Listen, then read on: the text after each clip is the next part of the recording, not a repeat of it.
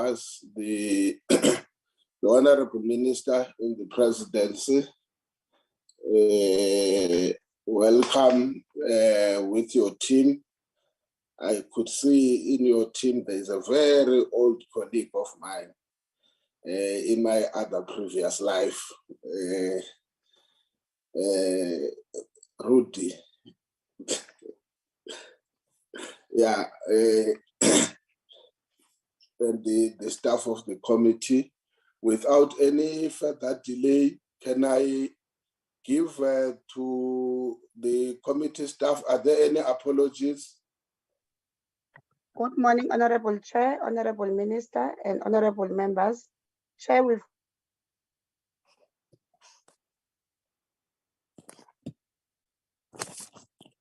You disappeared from my side.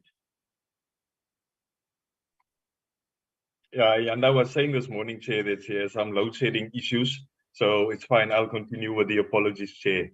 We've only received the one apology from Mr. Zungula, Chair. That's the only apology received, Chair. Thank you. Okay, there is a standing apology also for Honorable Kula, who is bereaved, but towards the tail end, I will make an announcement. But anyway, I can say now that Honorable Kula has got bereavement. His wife was killed last week, last week. I'm informed that the funeral is this coming Saturday in what is that place, Canaan, in the Northwest. So you won't be part of us today. Without any further ado, let me first say to the Minister, thank you for accepting our invitation. The reason we seem to be pushing for this is simple because Parliament is going on recess, the National Assembly, from this week. I could hear now that it's stretched due to one item to next week.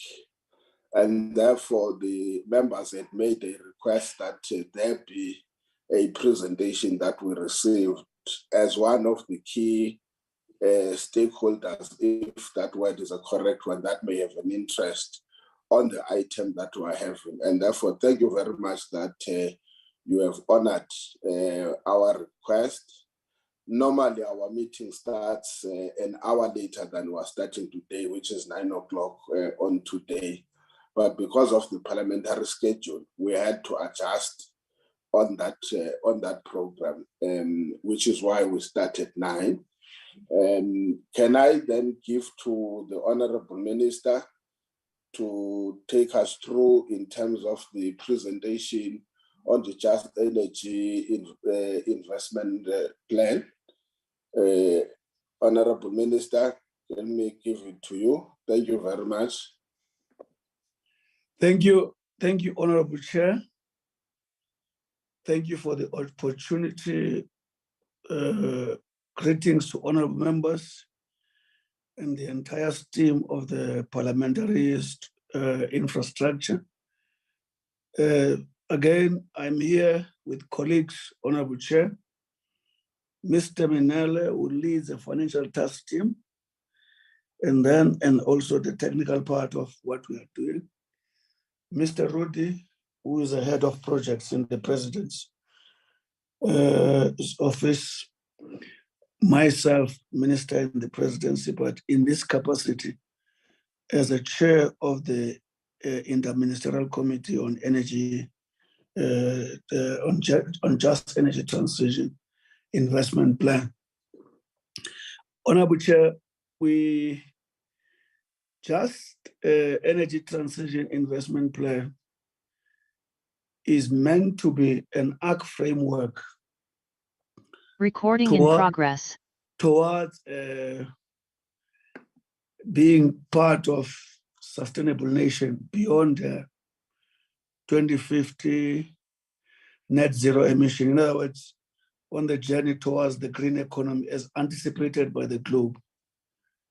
Now, that vision of net zero emission, which actually lands us in a green economy world, has implications for a number of regions in the world or economies, be they first world, second world, and whatever. It's got implications in many ways because it's got social implications, it's got environmental implications, it's got economic implications, it's got governance implications. For instance, if I can choose one example, Chair, it's got implications for jobs. And I would have loved the way sometimes the World Bank puts it. They said we've got three transition, decarbonization, in other words, a course towards reducing carbon emission. And at the same time, it says resilient transition. In other words, reorganizing our communities to stand the climate of the future. And at the same time, thirdly, what it does, the third transition being protection of the vulnerable communities and vulnerable workers. World Bank calls them three transitions. Now, the challenge is that, as I already said, Chair, that it's got implications for economy, social justice, environment, and whatever, and governance. Just to quote one other example is that, for instance, if you go to the auto industry, no less than 100,000 jobs are under threat there because Europe would have given us, I think, if I'm correct, Minel, is about 2030, that I don't know, it's 2030, that at a certain point in time, they will be receiving, they will not be actually buying cars that are not oriented to the new system. In other words, they will no longer be buying cars that are emitting what we call green gases. So it means if we don't move apace with that call, no less than 100,000 jobs are under threat. In other words, in that sector, we lose being a stakeholder or a trading partner beyond that period. So it's on the issue of climate, Chair, you will know that KZN is a healthy example that how the climate change, as it actually continue and is being frequent, affecting people who are in poor settlements, especially the historically disadvantaged.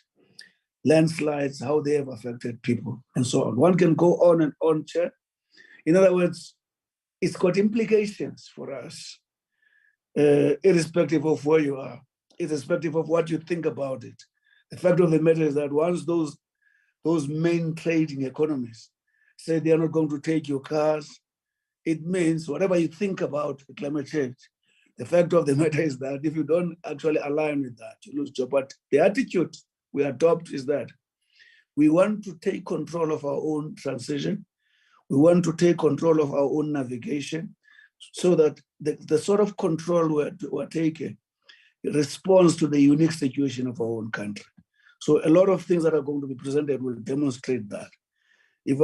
Having said that, Honorable Chair, I will ask Mr. Minele to actually lead with the presentation, and they will be helping each other with Mr. Dix. Daniel? Thank you very much, Honorable Chair, Honorable Minister Gungubela, and honorable members of the committee, and all those that are participating in this meeting. Thank you for the opportunity to interact with you this morning in presenting the JET investment plan to you. I think while the presentation has been loaded, I might just give a bit of a contextual background in terms of how South Africa is transitioning, and that this transition process actually happens in a fairly challenging context faced by South Africa over and above the climate change type risks that Minister Gungubele has just touched upon. And just maybe to remind ourselves, of course, we are a country that as part of this transition has a whole host other systemic risks to address. We are a country that is to deal with extreme poverty levels. We have very high levels of unemployment, as members will know.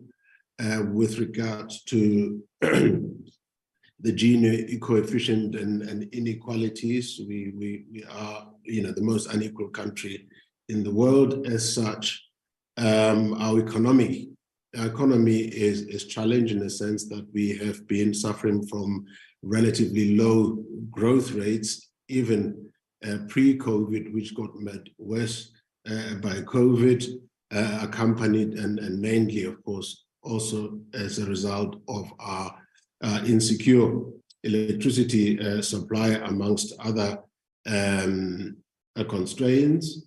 We have a vulnerability to physical climate risks, and it's worth noting that in terms of what the scientists are saying, the actual effects of global warming will proceed on the African continent at twice the rate that we're seeing elsewhere in the world. So the issues of rapid desert desertification and bush encroachment, extreme seaboard storms, and of course in South Africa, this is not just talk, this is not just problems of the future, this is our lived reality of today, in that the floods in KwaZulu-Natal and in the Eastern Cape are very, very clear example that these are a real risk that we're facing today. We are also exposed to some of the transition risks which could affect our trade systems, the kind of things that Mr. Ngubelo was talking about, because of the degree of carbon embedded in our commodities and in our products, and where our trading partners may accelerating efforts to get to that net zero by 2050 that he's talking about. This will, if we don't respond, directly affect the demand for South African commodities, which then will have implications for foreign exchange earnings, for our balance of payments, and so on. And of course, as we speak today, we are one of the most highly carbon intensive economies. So the issues here are really about how we respond in securing our future. I just thought I'll make those few sort of staging comments before I get into the presentation. My understanding is that this presentation has been made available to members, so I will go through it really as a scene setting comments, and mainly to prepare for what obviously is the most important objective of today, being our interactions and the questions and answers that we will get into as we explore the issues around the Just Energy Transition Investment Plan. If we move to the first slide of the presentation. So essentially, the South Africa's Just Energy Transition Plan is for the first 5 years, covering the period 2023 to 2027, and it supports our systemic approach as a country to establishing a low carbon economy and a more climate resilient society. And it sets out the scale of need and the investments that will be required to achieve our decarbonization commitments as they are contained in our nationally determined contribution, and to do that in a just manner. The key features of this JET IP, as we call it for short, include that it recognizes the special needs of fossil fuel dependent countries such as South Africa as they shift towards low emissions development. It contributes to building resilience to transition risks and social preparedness as South Africa transitions its energy system and grows green industries. The investment plan is driven by South Africa's specific needs. That's very, very important. It's our ambitions and our need that inform the plan during the first 5-year period, and it's into that that our international partners, with regard to the $8.5 billion, that is part of the Just Energy Transition Partnership, they contribute into our overall plan and as an important catalytic contribution.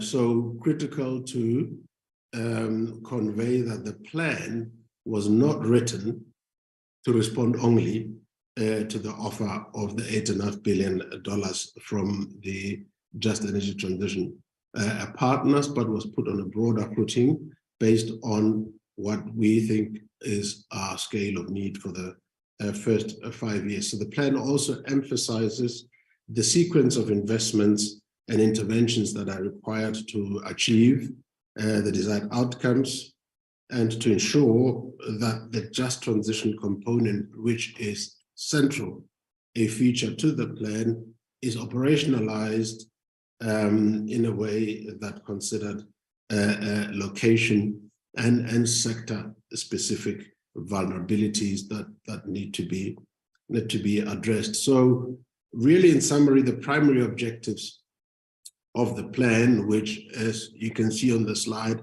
we estimate for that period would amount to just under 1.5 trillion rands, is to make sure that South Africa meets its ambitious NDC target for decarbonization to reduce greenhouse gas emissions to within the range that is contained in our revised NDC that was deposited just before COP26 in Glasgow last year, into within a range of 420 to 350 million tons of CO2 equivalent by 2030. Another primary objective, is to enable a just transition for those affected due to their level of dependence on the fossil fuel value chain, in particular the coal value chain. And of course, a third and important objective was to advance new green industries and enable local economic growth and job creation. So it presents a portfolio of investments that is related to 3 priority sectors that were identified, being the electricity sector, new energy vehicles and green hydrogen, and complement by 2 cross-cutting measures that speak to addressing skills development challenges as part of the transition, but also of capacitating and making sure that municipalities, local authorities are ready for this transition. We go to the next slide. This one touches on what I've just indicated as being a central feature of this plan, in that it needs to enable a just transition, and that all the interventions embed just interventions in all those 3 areas. And in terms of how the plan looks at what constitutes a just transition, it follows the definition that is in line with the Just Energy Transition Framework, which was approved by Cabinet in August or September this year. And it is intended to do that through accelerating affordable and decentralized and diversely owned renewable energy systems, and making sure that those areas and natural resources that are going to be impacted by coal mining and energy production shifting, that they are restored. Here we're talking about repurposing of old power stations that reach the end of their lives and making sure that they can be plugged in, both by way of transition, but maybe also longer term into the new and future ecosystems. It is about reskilling and re-equipping the present workforce and educating future ones such that they are future-proof to be able to survive in the new green economy and be part of the new and viable development pathways. It is through comprehensive economic transitions that will build new productive models and allow us to retain our competitive edge. And it also about very critically supporting the various constituencies that would be impacted to ensure that as we transition, the process is sufficiently consultative and participatory and allows these constituencies to play an active role in the decisions around how we implement this transition and to encompass players that stem from both the government as well as the non-government sectors. And if one looks at the three areas or arenas for action in terms of the just transition, they really relate to direct targeted interventions within the coal producing and coal reliant areas with a particular focus on workers and communities and municipalities. It would also include, if one moves into the second priority sector, also ensuring that interventions are directed towards supporting communities that would be negatively affected as the motor vehicle industry pivots away from internal combustion engine vehicles to new energy vehicles, and that these interventions must be integrated and holistic and go across a multitude of sectors and localities to advance regional economic diversification. That is why we describe the process as being a whole economy, a whole society, and a whole of government approach to the transition. If we move to the next slide, then please. In terms of the total investments needs of the roughly sort of $1.5 trillion plan in relation to these three sectors and where the investments are required, you can see on the slide that the bulk of the investments, around 70% or so, is required for the electricity sector, with about 22% going into green hydrogen and the balance then for new energy vehicles. And I will show you in a few slides more details on how exactly those amounts are then allocated or made up. But needless to say that the electricity sector, as the single biggest contributor to South Africa's carbon emissions, would receive a priority, followed by the NEV and the transport sector. And of course, this is a sector that is also a significant employer of an employer and an earner of export revenues in terms of the NEV sector. While green hydrogen is still nascent as a sector, it harbors great potential to enable green industrialization and addresses sort of decarbonization in very hard to abate sectors. And this is, of course, in addition to the export potential that it harbors, in addition to obviously domestic use, which will help drive long-term economic growth.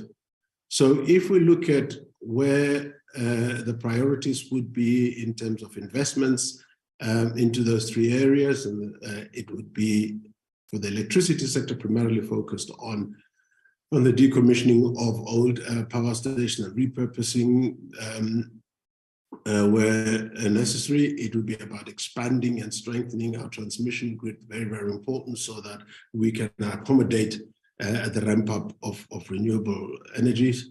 It will be into strengthened distribution network and of course into just transition needs, which are mainstream through the project and the plan.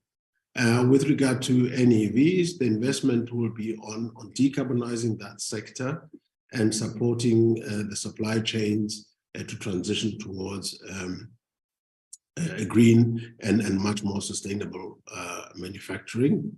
And green hydrogen, as we say, in some ways still in the starting blocks there, but the investments will be focused on incubating local ecosystems, working out the planning that will be essential to move things, and will be focused on credibility, feasibility studies, on proof of concepts, and those kind of things, but laying the foundation that is critical to enable the post-2030 further reductions on our way to 2050, and a fair amount of the investment, almost half of that, in terms of 319 that you see there, is also required to start readying and improving the port infrastructure. And as I indicated earlier, underneath these three priority areas are then two cross-cutting investments that relate to skills development and municipality strengthening. We go to the next slide.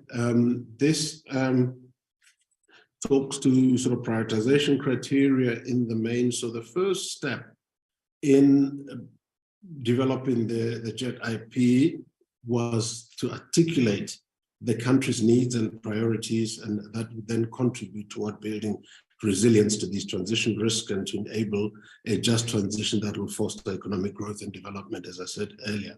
So the portfolio presupposes a particular sequence and an order of these investments, which will be essential to achieve the required environmental, when talking to obviously the lower greenhouse gas emissions that we're saying, and also social objectives that speak to protection and options for the affected communities, and of course critical also economic outcomes that talk to restoration, diversification, and growth enhancing investment to achieve these outcomes. So we do require this investment to be expedited, particularly in the years in the earlier period, 23, 24 years, so that foundations can be built for the desired outcomes in the medium to longer term. And a key component of how we get to this environmental, social, economic, and governance outcomes was to say, in putting together the portfolios, the programs, what are the criteria that would need to be met for these investments to be prioritized? And you can see them at the bottom of the slide there.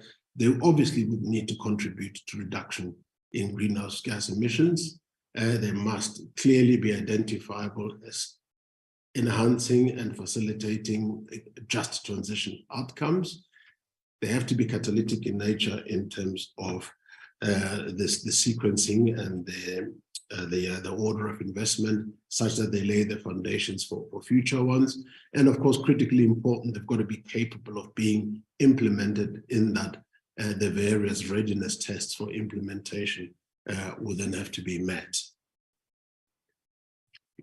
You can move on to the next slide. I think what is important, it also to convey, and it was very important for us also to convey to the international partners that yes, while we are looking at this offer and considering the offer that they made, we have been on the journey. We've been transitioning for a while, and in the process, as a country, putting in place the appropriate policy, regulatory frameworks to build the foundation for this transition. And in terms of the evolution, this investment plan builds on from what was contained in the National Development Plan already, which then got translated into the more ambitious and revised targets that are contained in the nationally determined contribution, then followed by the Just Transition Framework that I talked about,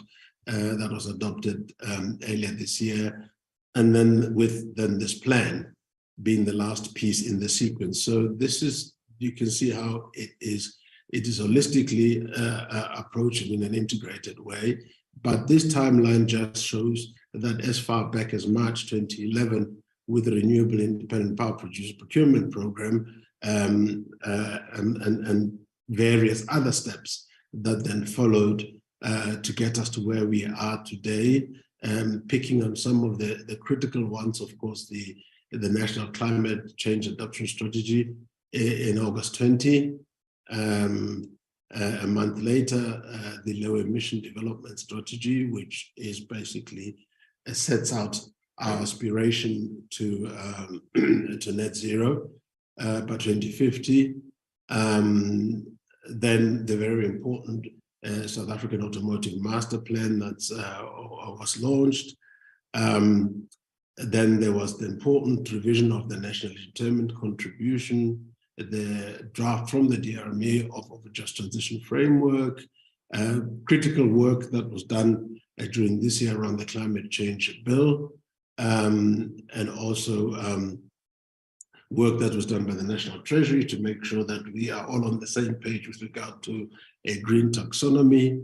I talked about the Just Transition Framework, the policy announcement that the President made around the energy sector, also recently, and various other initiatives, including work that's currently underway, such as on the green hydrogen commercialization strategy. So that is actually very important to say that for us to transition successfully, we need a strong policy and regulatory framework, and you can see the evolution of what's been developed there. Go to the next slide, please. These slides now go into somewhat of a little more detail with regard to the various sectors. If we take electricity as the first one here, the electricity sector contributes to approximately 45% of South Africa's overall greenhouse gas emissions, and therefore this is the one sector that provides the largest kind of mitigation potential, if you wish. And so if we decarbonize the electricity sector and diversify the energy mix, that will be very integral to improving energy security and energy supply in South Africa, so that we can support a sustainable economic growth. So in our estimates, about just over a trillion of the investments is needed in this sector to address electricity infrastructure. You can see the numbers that are set out in terms of the distribution into electricity infrastructure, into supporting the transition in Mpumalanga in particular, money that need to go into municipal readiness for the energy transition and the new model for sector-wide ownership and localization of the energy value chain, and just transition investments. So as I said earlier, the just component is so central to the transition in the electricity sector.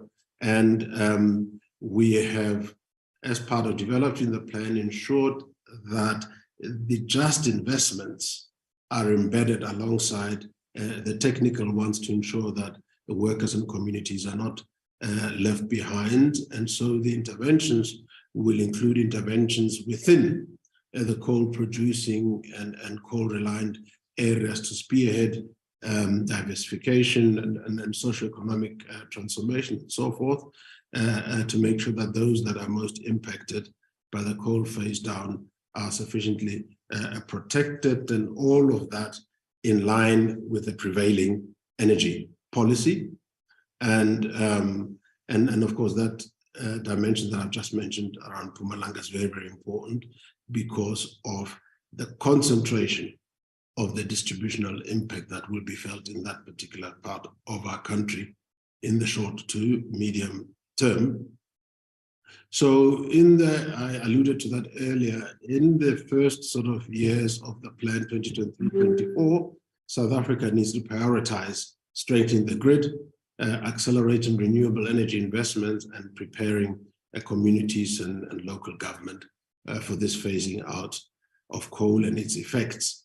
And in terms of decarbonization, i.e. when we talk about mine and plant closures and repurposing, as it were. And I think it's maybe before I leave this sector, just to indicate that the plan envisages a very responsible, a very phased, sequenced approach to transitioning And right at the start, including in the political declaration to form the JETP, it was very clearly articulated that South Africa's ability to achieve the ambitious targets that we've put into the revised NDC wholly depend on availability of resources, and the plan is also set such that as we transition, we make sure that our own ambitions, our own priorities as they relate to energy security and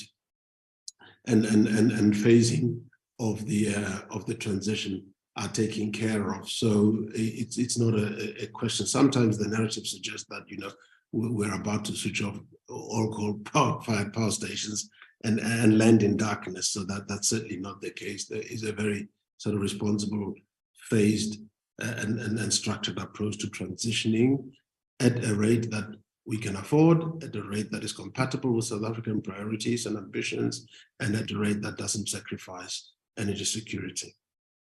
Let's go to the second one that talks to energy vehicles. There you can see how the 128 billion rands that's been earmarked for this sector is being translated into the various components. There's a fair amount of work and detail that's been done, but these are sort of the initial allocations of where we think these amounts ought to go. When we get into the next stage, having launched the plan now of formulating an implementation plan, a lot of these numbers will be concretized and refined, and more detail will then be available. But as I said, this is a very well-established sector, the vehicle manufacturing sector, which now needs to transition to the new energy vehicles. And it's important to state that if this sector is not transitions, we are facing significant economic consequences from the threat of obsolescence. If the cars we produce here nobody wants, because in Europe, in the UK, between 2035 and 2040, they'll be phasing out internal combustion engines. And again, this is a sector that contributes significantly to South Africa's GDP at around 5.5% or so, a sector that is responsible for approximately 15% of our export revenues, and as Minister Gungubela touched on earlier, also a major employer. So what these investments are focused on in the new energy vehicle segment of this plan is really around supply chain localization, setting the base for manufacturing of new energy vehicles and new energy vehicle value chains to provide both stability for the sector and new growth through sort of green and newer methods of product manufacturing. And similarly, again, just investments in this sector are also required, because the new generation electric vehicle manufacturing processes actually require less components than the internal combustion engine, such that, you know, there will be workers and communities that will be affected as the shifts away from internal combustion engines that takes place in the vehicle manufacturing sector, and that's where these investments would be directed towards. The next slide then, to get to the third sector around green hydrogen, where around 319 billion rands been earmarked. And so this is really, and I touched on this earlier, this presents a new opportunity for South Africa. It can enable the transition of key sectors that are currently carbon-based, that are exposed to international trade, to help us protect the competitiveness there and of some of the downstream industries, and allow us, as I said, to enhance exports, boost GDP, support decarbonization, add and contribute to job creation. So So the idea here and the ambition here is to see how South Africa can be established as a world-leading exporter of green hydrogen and also as a domestic consumer by incubating the local green hydrogen sort of ecosystems, the planning that I mentioned earlier that needs to take place, feasibility studies, proof of concepts, and ensuring that we have the necessary skills that we need to build and develop to meet the challenges that come with this. So across all these sectors, there are interventions that will support decarbonization and at the same time promote economic diversification in a manner that talks to inclusive industrial development at both the national level, but also at levels below at subnational levels. And as I mentioned when I talked earlier around the key features of the plan as such, building South Africa's economic resilience and embracing new opportunities. If I then move on to talk about the financing, this is basically what this is all about. It stands and falls with availability of financial resources. So we're very clear in developing the plan that it needs to be informed by country-led and country-owned processes as part of how we transition. And this meant that we would also take the lead on the form, both the form and the quality of the finance that will need to underpin this plan and ensure that we meet South Africa's unique circumstances and specific needs. So we then, right at the start, developed a set of guiding principles that would guide the quality of the finance that South Africa would need to secure in the investment plan. And they also reflect how this $8.5 billion offer from the international partner countries would then be assessed against those criteria. And you know, why are they important? These principles matter because they acknowledge our fiscal realities and they acknowledge our development priorities. They ensure that the resources that are secured do not in an undue manner encumber present and future generations of South Africans, and that they set the expectations for how South Africa would structure, manage, and enable this just transition journey. Just to touch on a few of them that you see the full list on the screen, but the key ones would have been that the financing instrument should reflect South Africa's priorities, and they must take into account the need for fiscal sustainability, and they must ensure that any debt-related terms for the sovereign should be at more attractive rates than South Africa or the National Treasury could secure in the capital market on its own, and would make sure that in the process we don't get caught up with unduly onerous reporting requirements. We would also need to make sure that these financial flows from the partners are predictable and certain, such that we can sustain an implementation of the JP and an appropriate investments to ensure that the disbursement channels that are used are also appropriate, in that they would take into account capabilities and capacity that already exists in South Africa, for example, through our own domestic development finance institutions such as the IDC and the DBSA. The other issue as a key guiding principle on the financing side was that there needs to be a risk-sharing element where public and private partnerships and partnerships with other funding partners recognized that there is a shared responsibility to respond to just energy transition. This is not a problem of government that people are helping government deal with or support. It's a common problem which requires all of us to chip in and share risks equitably.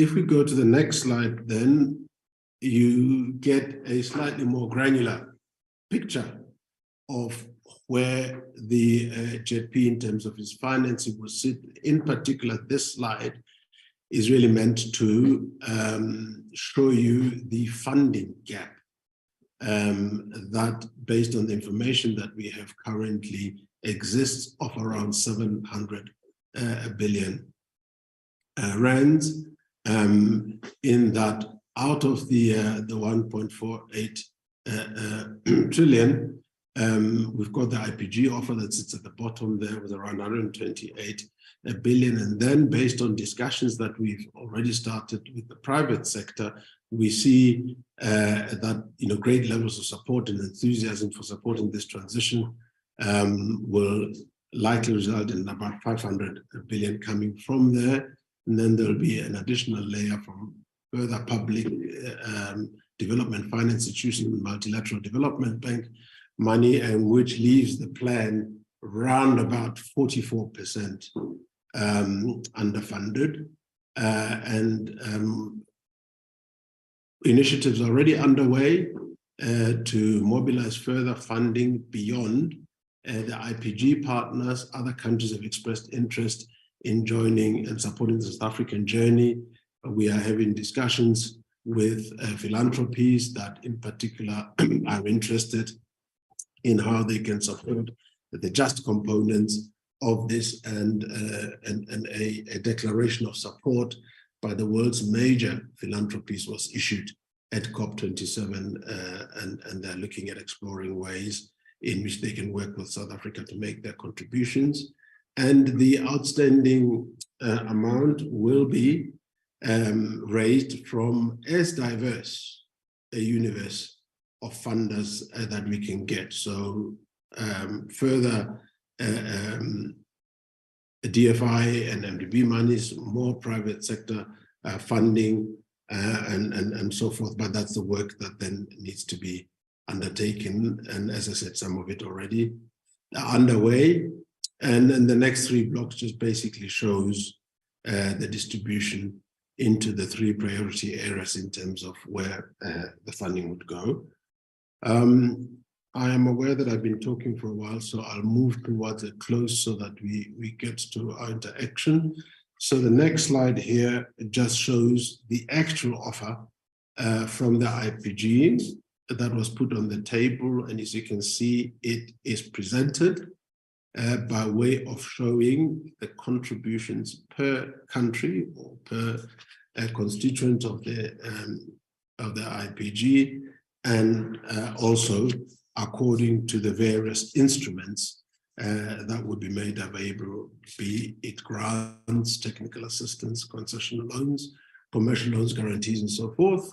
And the one issue I would touch on here, which I think may form part of our discussions, of course, has been that the grant component at just under 4% of the total amount was viewed to be rather low, and discussions at the highest levels are continuing with both our partners, but also with other countries that have shown interest to see how we can up the contribution of grants to the overall offer. If you go to the next slide, please.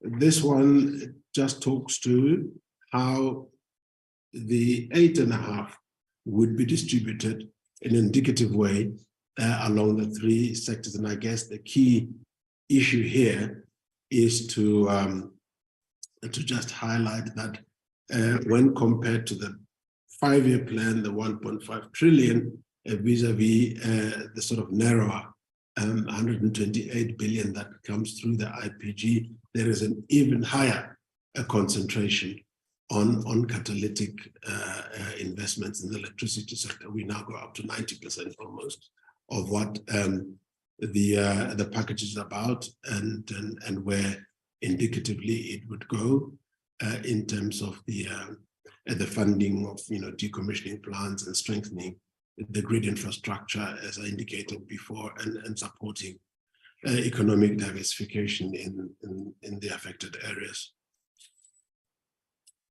And then finally, almost coming to an end now, is the implementation of the JETP, which is the IP, which is the next focus area of our work, is to develop a comprehensive implementation plan which sets out the how this is going to register on the ground as and when these processes unfold.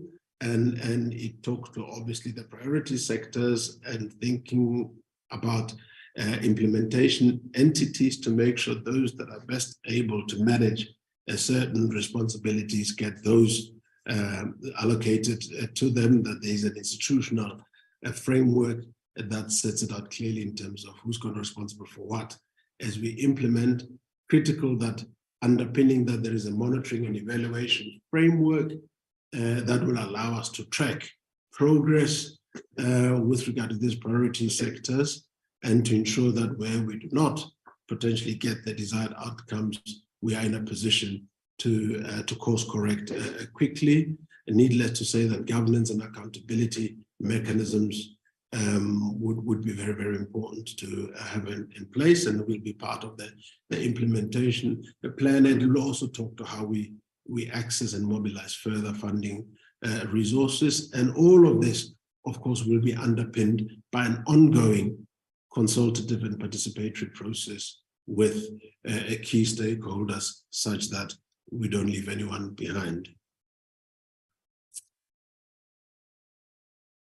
Right, I think that would be the presentation, Minister, that I was going to give in summarizing the plan. As I say, I assume the plan has been made available to members. If not, obviously, we will take account for it. And in conclusion, I would only say that this JET IP really represents an opportunity for South Africa to provide global leadership, and has a potential to serve as a model for other countries that are looking at similar challenges, and was well received at COP when it was presented. And we are now also, as many of you know, in the process of a consultation process with the broad stakeholder communities to inform our implementation processes.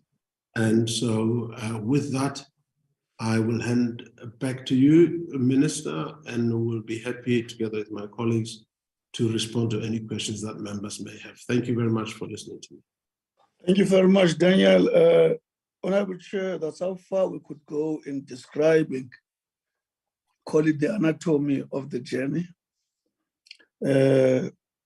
of just energy transition investment plan, how that ACT framework is described in actually shaping this journey to be a relevant nation beyond 2050. It has gone to features, it has gone to defining elements, examples of portfolio and distribution of finance, and the entire structure of that financing and so on. Back to you, Honorable Chair.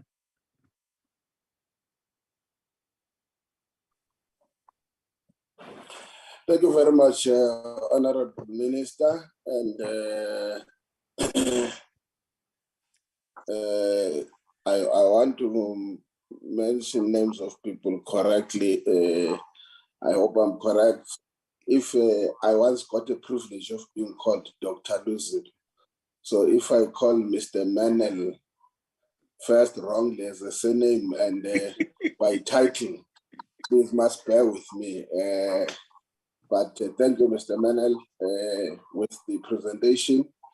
We will go for questions of clarity and comments by members of the portfolio committee.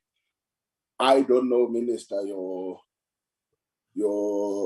experience, but from where we are with the powers and the discretion that I have as a chair, we usually take a number of questions, but if I feel that they are a barrage, I will decide that, well, sometimes one member can ask 15 or 10 questions.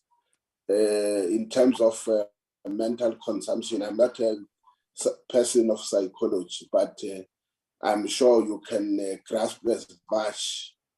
I will then look at the number of the questions and then determine that at this point, let's just take a pause so you can record the questions and then I will then give back to you. I usually say, I know those who hold more power will just take the easy ones and then give those who are given responsibility to think, to answer difficult ones. Honorable members, can I check, are there any hands in terms of the presentation made, questions of clarity and comments?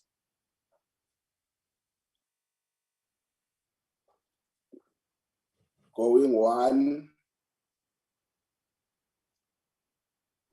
Why are you going one when we have raised our hands? I can't see your hand here. I Chair, see now. we've got Honorable Mahlaule, Honorable Mailem, Honorable Malinga. They raised their hands. Mine is denying. Now I see them. Okay, let's do it like this. There is, you said also Honorable Malinga. There is a hand of Honorable Mahlaule. There is the hand of Honorable Mailem. There is a hand of Honorable Madokwe. And there is a hand of Honorable Malinga in that sequence. Honorable Mahlaule. Thank you very much, Chair. Greetings to yourself. And let me take this opportunity to greet the Minister Kungubele and his team and my colleagues. Just two quick issues that I want to raise. The first one is that the just energy transition seems to be more focused on phasing out coal and repurposing of coal power stations instead of emphasizing more on investing on cleaner coal technologies. Is there a reason for that? The second one is that our IRP 2019 seems to be suggesting that in 2034, the allocation to coal would be around 1,500 megawatts. That suggests that the pace in which we will be moving in phasing out coal is, for the lack of a better word, a rushed kind of a plan, which will affect inevitably the workers, the coal industry itself, and the communities that were created because of the coal industry, specifically in Mpumalanga and other provinces. And the presidency has developed a framework that they were presenting. Sorry. I am worried about how we're taking along. We always emphasize that no one must be left behind, but I'm worried about how we're taking along those communities in terms of educating them, giving them an awareness, the workers, about this framework that we're following, that at some point they would have to lose jobs. If they are created somewhere, they will have to be trained. We seem to be leaving our people behind, and the whole purpose of this just energy transition, the operative word would be just. And if we leave our people behind, there's no justice in what we will be doing, and therefore the whole framework becomes unjust. How is the presidency ensuring that this operative word, just, becomes a meaningful word, not just a slogan, to make people think that we are doing well, even when we know that we have not educated our people on how we're moving from high levels of carbon to low carbon emissions. I'm raising this because when you go around these towns and you speak to these workers in the mining sector, they seem not to understand what is going on, what is government's plan. And when other people are naughty, they just say, no, these people want to close your town. And there's nobody who cares to go and educate these people on what must happen or what will happen. Thank you very much.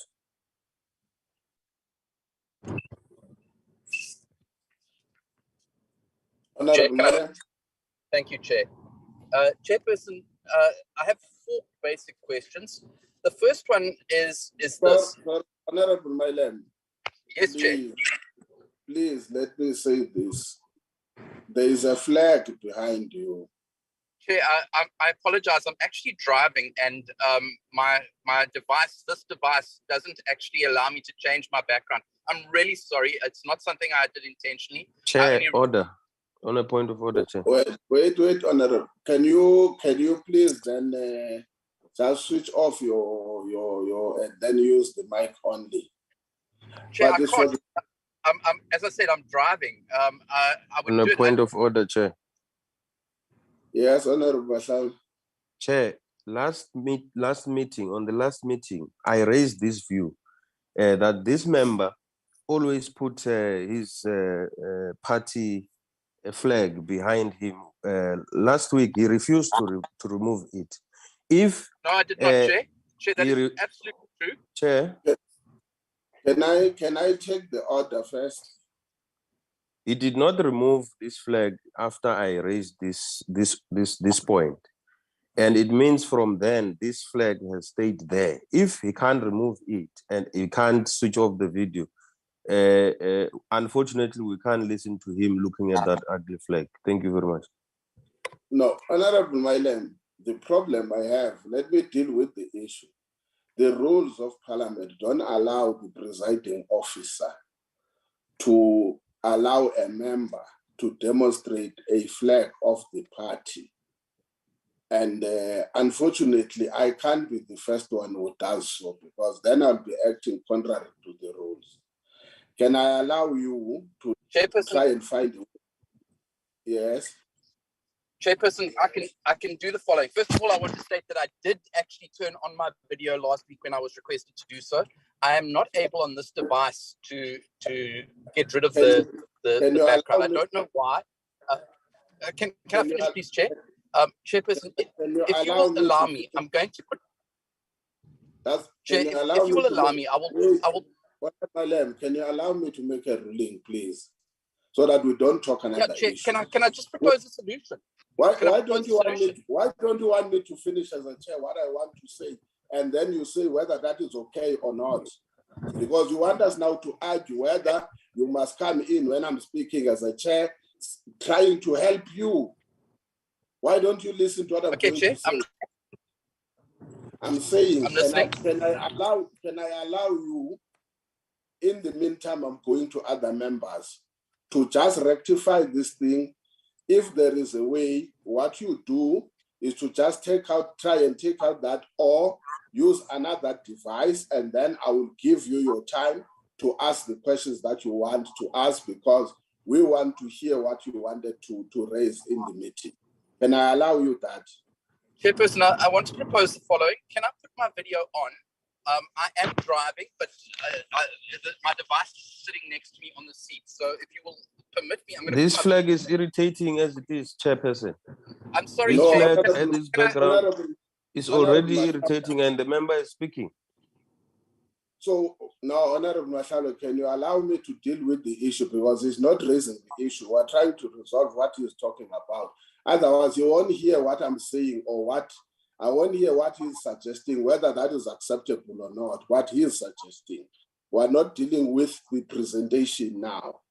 You want to suggest, Honorable Milem, that you want to put your video on. That is allowed as long as there's no background on that video. Chairperson, as you can see, the video that is on is a picture of the roof of the car. So I apologize for that. And I will try and resolve it as soon as I stop, Chair. Chairperson, if I can proceed.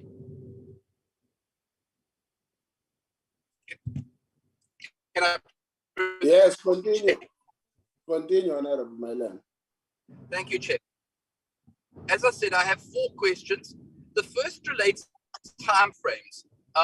It wasn't very clear as to when this program will be rolled out, what the specific deadlines are, and what the key measurable objectives or milestones are of the program. So I'd like some clarity in that regard. The second question goes to the financing of the program. Now, the presentation indicates that and Mr. Mnele said that about 4% is coming from grants, and the rest would be in the form of loan financing or guarantees.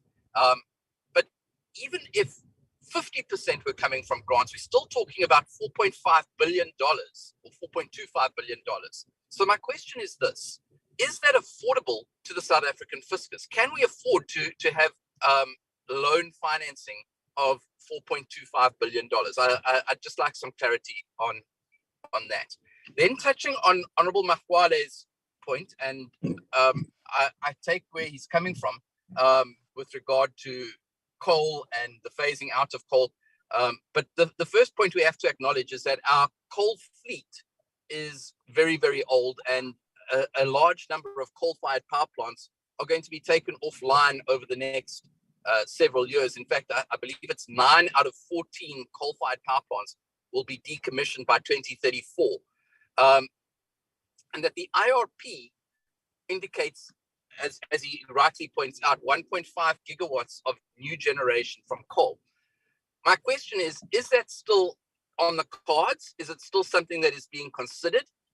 Is there any movement whatsoever towards new coal generation? And is there any appetite for financing new coal generation? My last question is this: what is the priority? Is it saving jobs in the mining sector, or is it saving our economy and growing jobs overall? And the reason I ask this is because we seem to be putting the coal mining sector and coal-fired power plants ahead of everybody else. So I'd like some real definitive answers from the minister as to whether those coal-fired power plants and the coal miners are more important than the rest of South Africa and the rest of South Africans, and the jobs of other South Africans. Thank you, Chairperson. Okay, Honorable Matoke. Thank you very much, Chair. Greetings to everyone in the meeting today. Honorable Mahlaule has actually covered most of what I wanted to say, but I think I will just reiterate it and add on as well, in the sense that it looks like the conversation on just transition is mainly about decommissioning coal. And also it is about collecting debts for South Africans by accepting loans whose conditions we don't really know. So I'm interested, I have 3 questions. The first one being that in addition to perhaps the plans around investing in clean coal and carbon capture technologies, I'm interested in what are the plans around nuclear energy generation, and also what are the percentage contributions of these energy sources. Like, for instance, when we look at the overall energy generation, what percentage are we expecting to get from coal generation? What percentage are we expecting to get from renewables? And what percentage are we getting from nuclear and all these other energy resources? That's the first one. The second one, it is specifically on the loans that we've had. I think COP 2016, we heard about a loan. COP 27, we also heard about loans that were being given to South Africa so that we are able to just transition. And my interest basically is where did we get to a point where we are just collecting loans instead of actually anyone who wants us to just transition is supposed to actually invest, especially considering the fact that Africa is a continent actually has very little contribution to the carbon footprint overall as compared to the top 10 contributors. I'm also interested in what are the conditions for these loans when they are accepted. And COP26, there was a commitment, I think, of $8.5 billion. What happened to that $8.5 billion? And there was a mention of, I think, $10 billion this year. What is happening with that $10 billion? And who's actually going to foot the bill and pay back these loans that are taken without actually consulting us as citizens? And then the third and final question, it is basically on the issue that we seem to be so obsessed with decommissioning coal and doing all these things that the West is expecting of us. However, even the very same countries like the likes of Germany and all these other countries who have been so-called champions of renewables and doing away with anything that has to do with carbon emissions, they are now starting to actually go back to coal energy generation. They are starting to go back to invest. They are starting to even buy our own coal. So what informs this obsession of South Africa in particular of just wanting to decommission and do away with what works for us?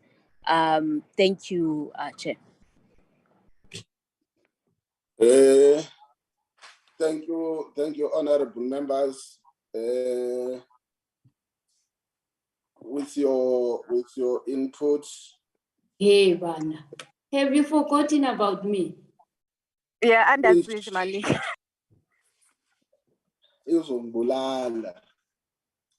Sorry, Sis Valencia. Can I give you, Honorable Mali? I nearly forgot my apologies. Honorable Malinga. Good morning, Chairperson, members of the portfolio, our staff, and everybody who's on the call. Chairperson, let me also join in the chorus of welcoming the presentation. I understand, Chairperson, the background disturbed you a bit, and you were trying to be polite with it. Chairperson, I am from Mpumalanga, and this plan does not sit well with me. Because one, Chairperson, I want to start with what I'd like to believe the person who was giving the presentation is the DG from or whoever. Apologies if I got their titles wrong.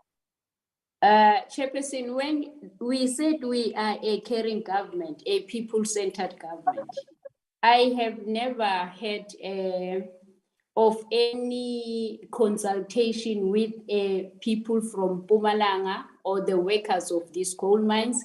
As you know, that most of our coal come from Mpumalanga.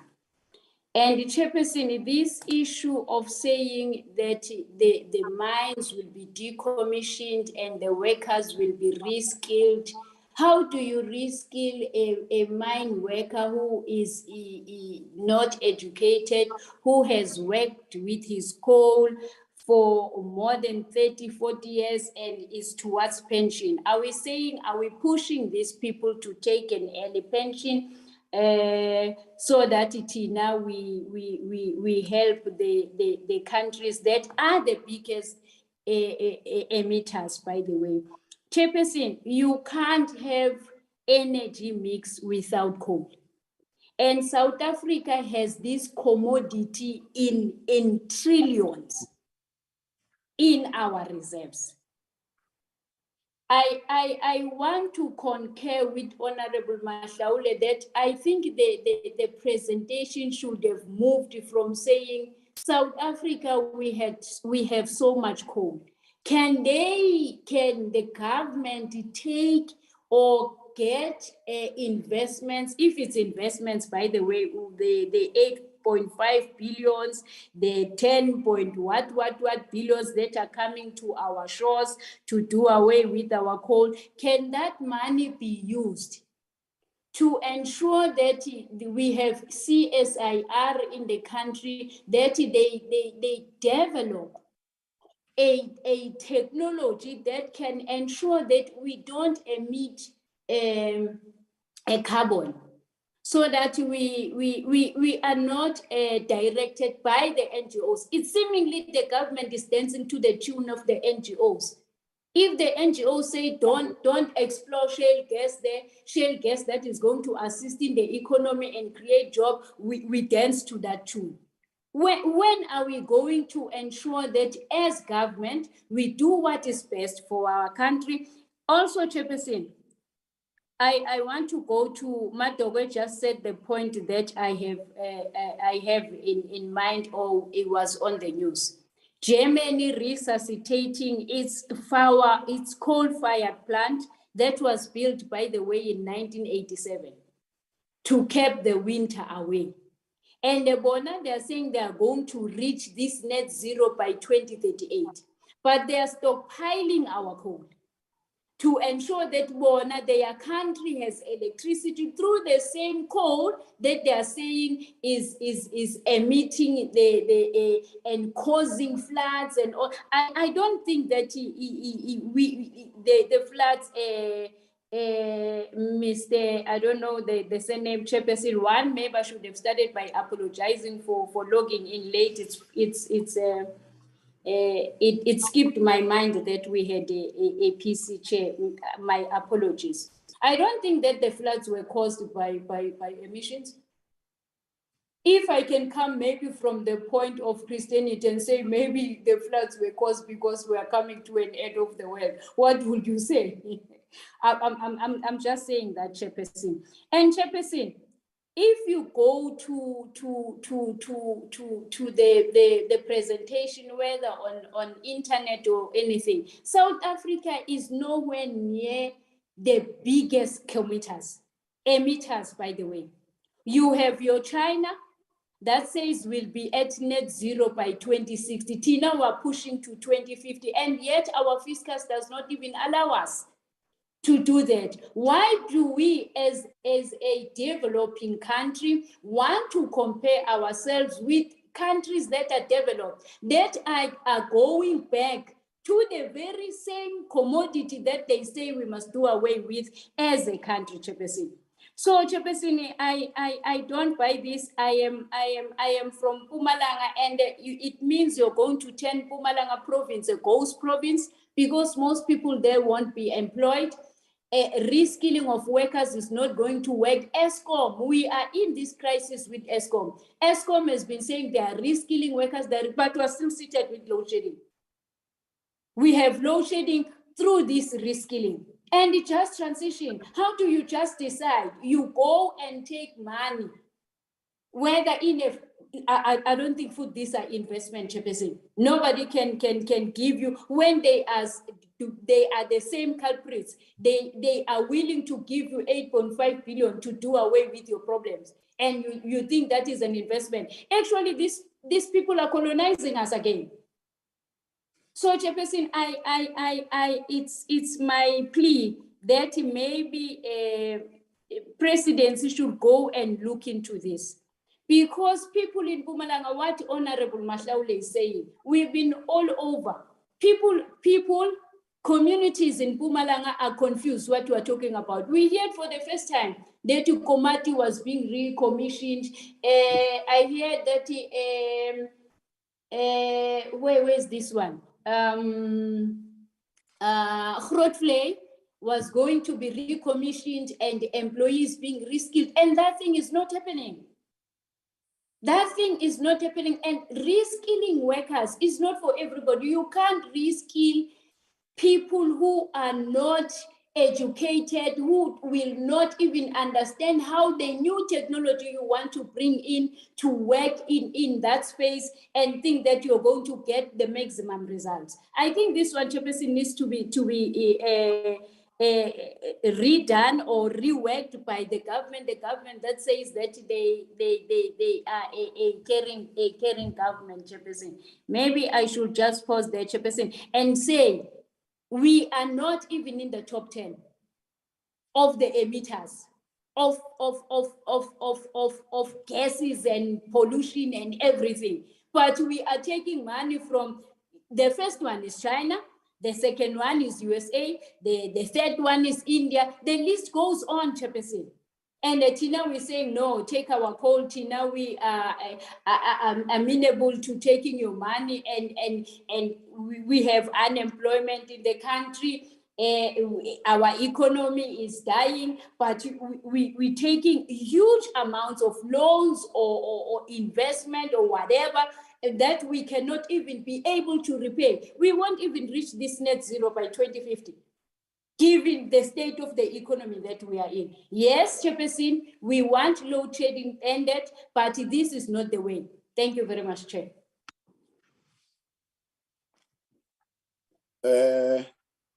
Thank you, Honorable Minister, Honorable Members. I will give to the Honorable Minister. I'm giving to the Honorable Minister because I'm very mindful of time. But I will come with some of the issues that I think we may have to tease out in relation to the presentation, and also whether we will be, are we talking from the same platform? For an example, the issue of the just energy transition. How do we contextualize it? Do we have the same understanding of what it is? But before I do that, let me give to the team. The team, honorable members, is led by the Minister in the Presidency, Honorable Gungubele. The presentation, the actual content of the presentation, that's why I said, is done by Mr. Menel, and I said my apologies if the title goes beyond what I read. Can I give to the Honorable Minister so that we know that there is a sitting at 10 o'clock? Honorable Minister.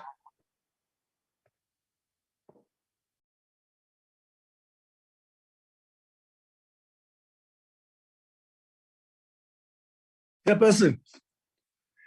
Yes, my request, I want to make a confession.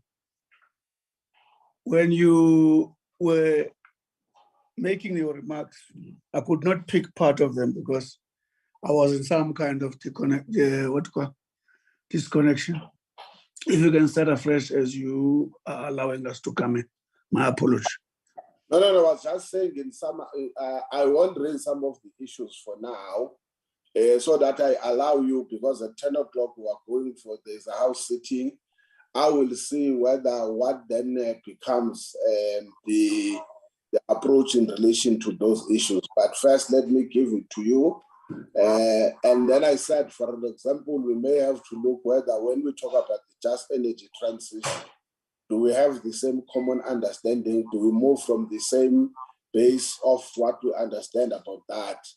Particularly from the Portfolio Committee of Mineral Resources and Energy is concerned in terms of its mandate, or the sector where we are in terms of its mandate and responsibilities. But I must first give it to you so that you've got time to respond to some of the issues that we raise, and then we will see what do we do after that. I'm giving it to you now, Honorable Minister. No. Thank you very much, Chair. I'm more convinced, Chair, actually, I'm even comforted by some of the comments you're making, that I'm very clear now that there's a risk of us moving it from different platforms. And that danger is that we may speak unnecessarily at cross purposes.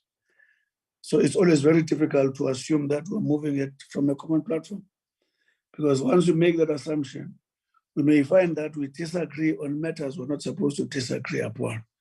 But I'm comforted by your understanding of this time allocated and the nature of questions that have actually emerged. that those are not the kind of questions that you need to, what to call, how do I put it? You think we can work together, probably find one another if we are lucky. I think we need time, just maybe to deal with the basic science part of what informs this. Because remember, now we are crossing between policy and science. My understanding is that we can afford to disagree on anything else, but not science. Because at least on science, it's going to be critical that we have an engagement. We can learn from the committee can learn from us, but it is not justifiable that we are not at one on basic science. Because the danger is that as we interact, we'll be talking policy and science and so on.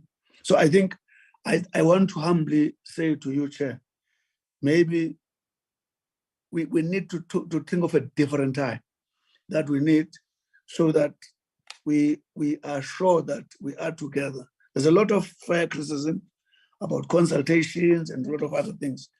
I thought that is important because, for instance, when you say there's global warming and say there is no relationship between it and floods, that's a scientific debate. And I can list other issues that have been raised. For instance, we want to say to colleagues, to honorable members, we've got well-established research capability in South Africa, which is actually on regular basis is analyzing all these issues that honorable members have spoken about. In other words, to say, what's the role of each technology? Because I think from Honorable Mahlaule, if it's him, no, it's not him, it's Honorable Madogwe, where the question was, just list for us the proportion of various technologies, because the IRP, it's a plan that was adopted a long time ago, which has to respond to demand in short, medium, and long term. And then in having agreed as a country on decarbonization, which technology in what proportion is actually supposed to be in this space? That's another issue that I think that member Honorable Matokwe is what we call racing. And again, when we say Africa is little, again, is when we speak, is either whether we are talking about policy or geopolitical situations and their what to call and their effect. We just said now, Chair, we can go in a number of examples, even to coal. If you talk geopolitically from the economic point of view, we are saying Europe says who are the main buyers of our cars. By a particular deadline, we are not buying cars. That's a geo-economical political situation, which is out of our control, but has got huge implications for what to call for ourselves. For instance, if you talk about the global warming and its effects, which is a scientific issue, which I think maybe we need time to talk about. The point that is key here is that having agreed on decarbonization, having agreed on resilient transition, what do we mean by that? That we organize ourselves so that we stand the impact of economic change, of global warming. Now, for us to do a lot of those things, we need resources. And for us to get those resources, there's a particular relationships that have to be actually balanced, that have to be struck, our relationship between us and those who we trade with. And having again spoke about just transition, if you look at our presentation, all the way, it speaks about, for instance, if you look at the key features that Daniel spoke about, he says these are key features that are defining our just transition. Amongst them is it's a needs-driven, it's South Africa's needs-driven 5-year initial plan. In other words, needs unique to ourselves. The point is that, Chair, whenever honorable members are reacting, it's important to be scientific and factual that indeed these are not South African, not to call, are not South Africa unique, are not unique to South African needs and so on. In the manner we're approaching, we are open to criticism of this plan, but there are issues that I think we cannot resolve in these few minutes. But however, I'll ask Daniel and Rudy to try to do their best to deal with a lot of very important questions that honorable members have raised. Daniel and Rudy.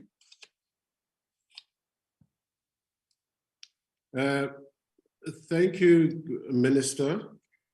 I think you quite helpfully sort of framed some of the discussions around the issues and responded actually to a number of the questions that were asked. I'll just kind of try and fill in with regard to sort of the technical sort of aspects that were included in some of the questions. And I guess, I mean, as you've indicated, I mean, the work of the Presidential Climate Finance Task Team in putting together this plan and guiding its development was, of course, first and foremost informed by adopted government policies with regard to the NDC as a very critical component, and the Just Transition Framework, which sort of set the frame within which we moved. There was a question earlier around the IRP, I guess just for clarification there.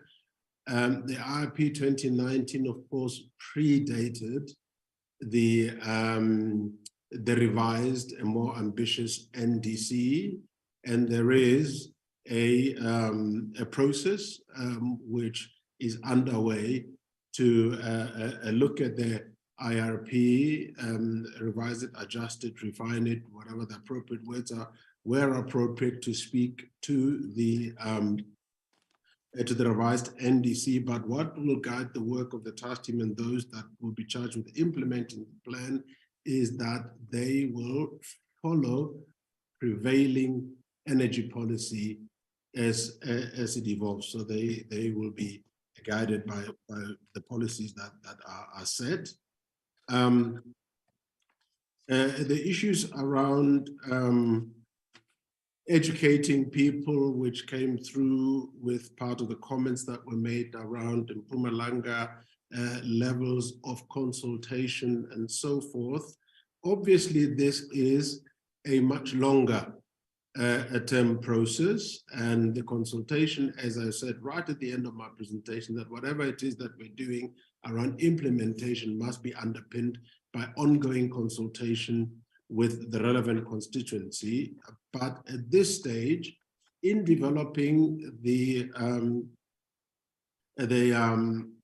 national framework in terms of the transition framework from the Presidential Climate Commission, there was a wide range of consultation, including with various communities across the country, with a particular focus on Mpumalanga, given where the impacts are going to be. There were some extensive consultation processes that are undertaken by ESCOM in relation to the Komati project.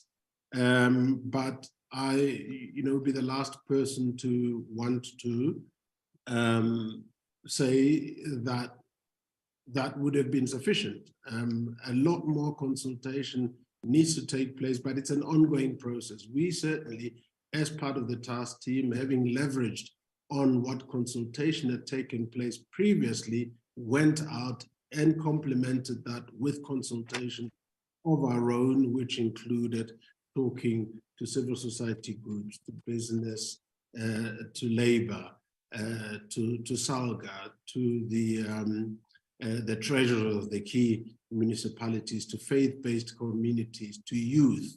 And these are consultations that will form part of the ongoing work that we'll do with them. And that consultative and participatory process must be a central feature right through the implementation over the multiple decades that will take to make sure that we leave no one behind. But I do believe that a fair amount of consultation has actually already taken place. And in terms of supporting these communities, it has to be in the manner that is envisaged in the plan, a two-pronged approach, one being that of short-term safety net support, and the other one being of a longer term of reskilling of new industries and re-equipping people and securing their livelihood going into the future. Honorable Melham asked some questions around rollout timeframes and the grants and affordability and so forth. Just briefly on that, it is a multifaceted rollout. As I indicated, we are now going to work on a detailed implementation plan, which then will include a lot of the issues we're asking for with regard to timeframes and sequencing of specific project. But having said that, elements of implementation, certainly as far as the investment plan is concerned, have already started, in the sense that certain of the loans, because people also ask about timing and when is this money going to come, when are we going to see it? You may be aware that the first two facilities have actually been executed with the German and the French a development finance institution acting on behalf of their respective governments, with 600 million euros already been secured, which will flow early next year. And with regard to affordability, as part of this work and the key guiding principles around finance that I alluded to in the presentation, one of the key principle there is exactly around that whatever financing package gets put together to underpin this plan must speak to South Africa's unique fiscal challenges.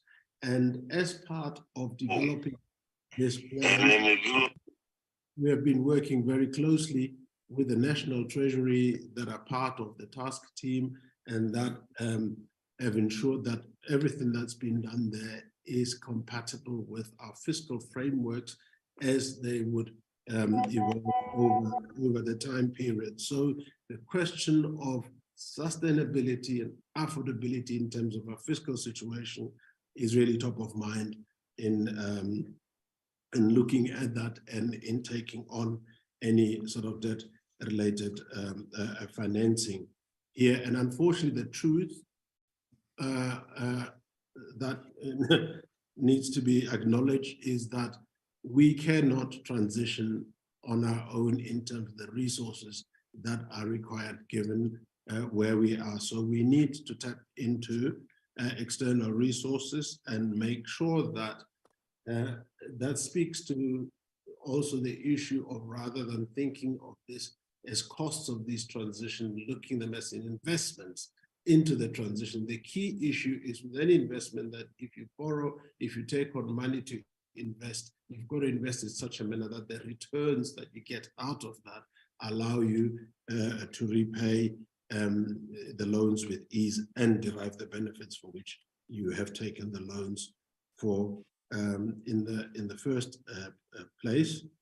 And as I indicated in the presentation, there was an issue around a possible obsession with coal, with the coal sector. There are three sectors that are being prioritized. The key priority sitting on coal has to do with the potential that this sector harbors to reduce greenhouse gas emissions and be able to transition to a low carbon economy.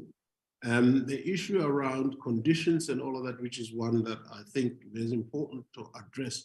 Of course, with any loans that anybody takes on, whether it is me taking on a loan to finance my house or a car loan, there are the famous T's and C's that will always apply, and that lenders will want to know how funds are being utilized, whether there's capacity to repay and so forth. But what needs to be communicated very clearly, these are not conditions or conditionalities that have to do with reducing South Africa's control over its own policies. That is not what this would be about. So the policy remit, the policy sovereignty, and the policy flexibility remains firmly in the hands of the South African government. And in fact, the bulk of the loans that we are going to be seeing will likely take the form of so-called policy-based loans, which have a distinguishing feature in that they speak and respond to so-called prior actions. So they will respond to the policy framework and the initiatives that the government has taken in place, as opposed to conditions being attached to them, and they then get provided in the form of general budget support.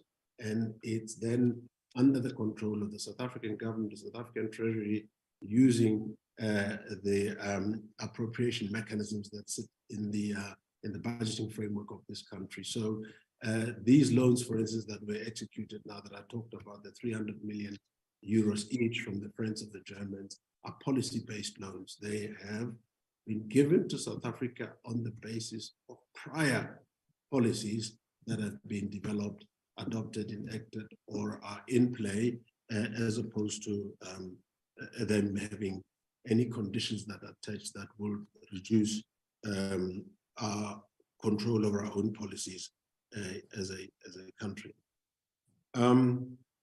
Minister, I think I would probably leave it at that. I think you've dealt with quite strongly with financial issues. Is Rudy around? Rudy, yes, is still connected. I'm still around. Do you want to share with us, Rudy, especially on the policy-based matters, strategy, policy-based matters, especially the criticism, that obsession with coal, yeah, and then unjustified pace, phasing out coal. Of course, I think Minele has dealt with the issue of consultation, which you accept that it's not going to be enough. The fact that there's an honorable member who comes from Mpumalanga who is not aware that happened, it explains the gap. So I want you to speak on a lot of policy-based matters, because Minele has spoken a lot on the financial matters. For instance, he would have said that the sovereignty is well protected. Whenever we commit, Treasury, they are the ones who analyze how you expose the country and so on. Maybe in one of the sessions, we may even call Treasury to say our sovereignty is cushioned. Here are the principles and so on. But can you quickly, because of the little time, deal with policy-focused matters? Thank you. Sorry, Minister, can I request if Rudy is going to do that, just take those, I would say, softer issues that he can quickly summarize, and then I will suggest how we will deal with this thing, because I think we're only left with 4 minutes. If you can do it in 4 minutes, quickly, and then give you 1 minute, because members need, those who are not even in Parliament need to log in. And that includes me. That includes me. I was going to say that I'm sure you are one of those who are keenly affected by what is especially item 1 of the sitting today. Okay. Can I just, if you can do it just for 4 minutes, and then the minister will wrap up in a minute, and then I will do that. I'll do the rest. 2 minutes, Honorable Luzipo. Minister, thank you so much. So just on the Integrated Resource Plan, IRP 2019, it's very important to note, honorable members, that the decommissioning and the process of decommissioning is in line with the IRP 2019. What we have done since the announcement of the Energy Intervention Plan by the President in July, honorable members, is that there's been a commitment, given the changes that have had and the fundamental changes that we're looking at, and the greater role of gas, for example, and other forms of new technology, including renewables, battery storage, for example, that there is a commitment by the Minister of Mineral Resources, Minister Gwedi Mantashe, to review IRP 29. So all technologies remain on the table. There is a review process, and there is a conversation that is had. Minister DMRE has committed to release a discussion, the first draft, by March, if I recall Minister Gungubele. But I think it's important from a policy space that we are following in terms of the decommissioning that has been set out. That's been set out in the IRP 2019 plan. Thanks. Thanks very much. Honorable Chair, I understand now. All I can say in a minute, one, maybe another issue at some stage when you find time is to indicate that the current load shedding has little to do with whatever you do with coal. The point is, the problem of load shedding is primarily from the power stations that are not using coal properly. In other words, their maintenance, and I can list all other things. It's mainly from there. Coal is still actually used. The only thing is that it's being defrauded in one way or another. That's why I've arrested people. So the main problem of load shedding as we speak is from the poor maintenance of machines that are supposed to make use of coal. And then lastly, I want to agree, Honorable Chair, we need more time. Thank you. Thank you, honorable members. Thank you, honorable minister. And I think let's appreciate the presentation. One thing for sure, we now have got a clue or with some base to start to argue on. For me, it is possible that at times we may speak across each other only because we don't have deep knowledge. I think this presentation has opened our eyes. It has given us a base in which we can start to have engagements. I will speak, honorable members, to the staff because this is a very serious and important matter that is a true matter of national interest is this one. And we are just part of it. And I think we are prepared and committed to play our part in taking forward the country. So what I think we'll have to do is to check whether, like we did today, in the busy schedule of the first part of the year next year, can we have a session where we can invite the department again? In the meantime, can I make a request, Minister, that on the urgent matters that you may not have responded to now, I think they can be sent in writing to members, to the committee, and then we'll distribute it to the members. What we will also do is to consider, like you said, whether in such a meeting we should bring the National Treasury and the DMRE and other institutions that may be of interest. Lastly, the reason I was raising this point is that from where we are sitting, when it comes to energy, we happen that there are two things in this matter. You've got your downstream and your upstream with regards to the value chain. We are primarily two areas. We are in extraction, but at the same time we are on demand and supply, which is the energy part of it. But when it comes to the actual extraction, which is mining, there could be other issues that we might be conflating what I call demand and supply with the production side or the extraction side of this exercise. So we will have to look at the mineral resource implications, but also we have to look at the energy sustainability and supply or maintenance as one of the two, so that we don't conflate the two as if they mean the same. For an example, mining and decommissioning may not be the same thing. They are two separate issues that we may have to look at them. On that note, honorable members, so that I allow members to now start to logging in for we will come back to yourselves. Can I request that in the meantime, honorable members, maybe in that meeting, we won't be able to deal with some of these issues. Please look at the proposed program with regards to the public hearing on the Upstream Petroleum Resources Development Bill. And we will appreciate if you can, even in writing, like it is stated there, say these are the areas you want to consider so that we finalize the actual places on our first meeting next year, and then also respond on the question of where members will be moving from. On that note, because this is our last meeting, Please have a good festive season. We want to see you all. Good luck for those who are going to some of their toughest assignment at the end of the year. We still want to see you as colleagues and friends. Come back in peace, not in pieces. Thank you very much. The meeting stands adjourned. Thank you, Honorable Chair. Thank you, Chair. Thank you very much. What?